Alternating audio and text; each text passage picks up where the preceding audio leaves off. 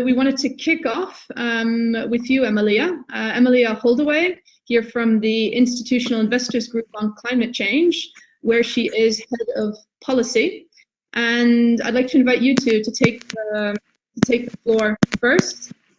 And I appreciate you may not deal with building renovations on a daily basis. So I guess what would be interesting to hear from you is, in a broader sense, what do investors expect from banks these days when it comes to climate action? And more particularly, if you can, what are the expectations for how to do more to boost building renovations? Thank you very much, Sonia, and thank you very much for having me here today. It's great to be able to participate. As Sonia said, I'm Policy Director at the Institutional Investors Group on Climate Change, or IIGCC. IIGCC, we're a European membership body for investor collaboration on climate change. We have 350 members, collectively with over 43 trillion euros in assets under management, mostly pension funds and asset managers.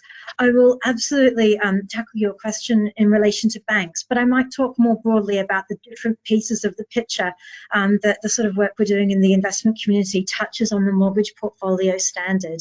A major part of our work within IIGCC is creating guidance for investors on what net zero means in practice and across different asset classes. And Murray, who you'll hear from in a moment from DWS, co-led the guidance that we put together for commercial real estate. I'm sure you've been seeing in the press the big wave of net zero commitments being made by players from all parts of the economy. Investors have been doing their part, and one of our initiatives this year has been the Net Zero Asset Manager Initiative, to which 128 asset managers with $43 trillion in assets have signed up. And later this month, the first wave of signatories will be publishing their interim net zero targets on the road to net zero by 2050 or sooner. So how are investors going to go about achieving these net zero targets? What are the levers that we can pull? A key way for investors to make progress towards net zero and these types of targets is to use their influence as shareholders or bondholders in major companies. To support these efforts, IIGCC publishes expectations for companies in key sectors such as oil and gas, mining and cement. These expectation documents are then used by investors in various ways in meetings with company senior management and to guide shareholder voting at annual meetings. In April this year, we published our first set of expectations for banks, supported by investors with $11 trillion in assets. In brief, the expectations request banks to set a net zero by 2050 target, with interim targets setting out the pathway in the short term and medium term towards net zero. An investor's expectation is that these targets would cover not only the operational emissions of banks, but also bank scope 3 emissions, which would include mortgage lending. Investors also have expectations in relation to banks disclosing their climate risks and strong governance to manage those risks, including board-level accountability for delivery against net zero and linking variable remuneration to achievement of those net zero targets. Another sort of part of the picture that we're working on is policy advocacy, and we need to have the right policy frameworks, the right enabling environment to see the net zero transition happen.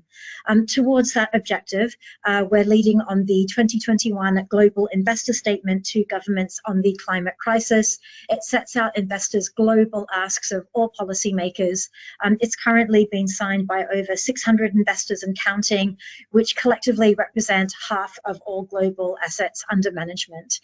So this is asking all countries to strengthen their 2030 targets in line with 1.5 degrees, to prepare net zero sector roadmaps and enabling policies for implementing these.